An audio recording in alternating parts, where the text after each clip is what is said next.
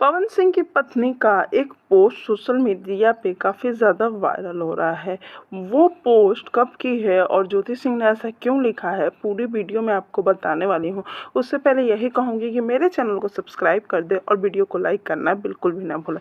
जी हाँ, ज्योति सिंह जी का Facebook page है और जिसमें ज्योति सिंह आए दिन पोस्ट करती रहती हैं। एक पोस्ट आया है जिसमें ज्योति सिंह ने लिखा है, मैं गुम हूँ आपकी भक्ति में, आप को दूसरे का ख्याल है, कुछ मेरे मसले पे भी गौर कर दीजिए, मेरी ज़िंदगी का सवाल है।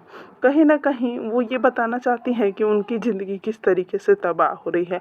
आज भी ज्योति सिंह पवन सिंह के साथ रहने और अपने रिश्ते को बचाए रखने के लिए काफ़ी कोशिश करी है और उनके ये हर पोस्ट में हमें देखने को मिलता है। कुछ लोग ये कह रहे हैं कि पवन सिंह के ग्रुप वाले ही ज्योति सिंह से उन्हें मिलने नहीं दे रहे हैं। आपको क्या लगता है?